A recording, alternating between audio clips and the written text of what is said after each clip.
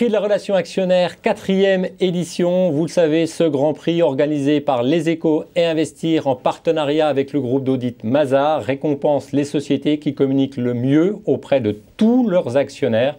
Pour en parler, j'ai avec moi M. Eric Schweller. Bonjour. Bonjour. Vous êtes associé dans le groupe d'audit Mazars.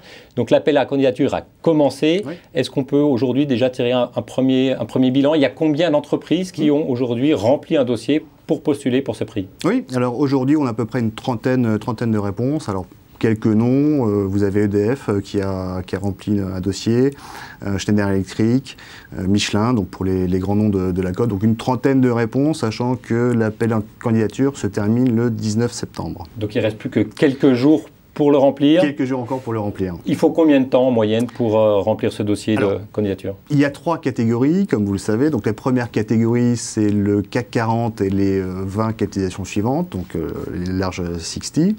La deuxième catégorie, c'est tout ce qui va c'est le SBF 120 finalement, moins les 60 premières.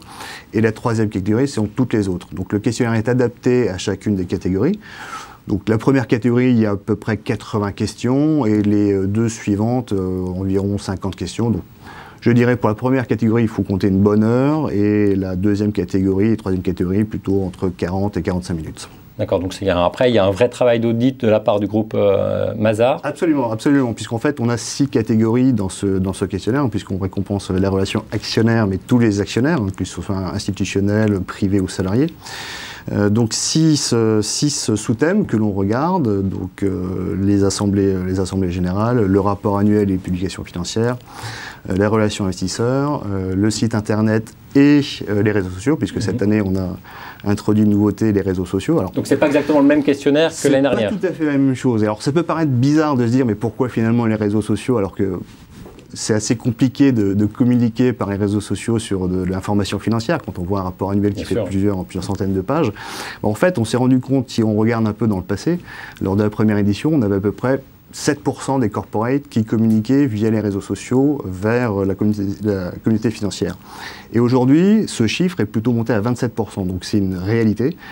Les corporates communiquent de plus en plus via les réseaux sociaux vers la communauté financière, donc on l'a intégré dans ce questionnaire. Et alors ensuite, ces questions-là font tout l'objet de pondération avec des points, donc des points différents selon chacune des catégories qui sont vérifiés, donc un vrai travail d'audit, une validation du nombre de points et à la fin, donc un classement et un débat avec le jury sur la performance de chacun à l'intérieur de ces catégories. D'accord, donc les entreprises ont donc quasiment jusqu'à la fin du mois pour les dernières pour remplir ce dossier. Oui. Après, un gros mois de travail d'audit de la part de Mazars et date du remise de prix, c'est prévu le 13 novembre. D'accord, je vous donne rendez-vous donc le 13 novembre et je vous remercie beaucoup M. Schweller pour toutes ces explications.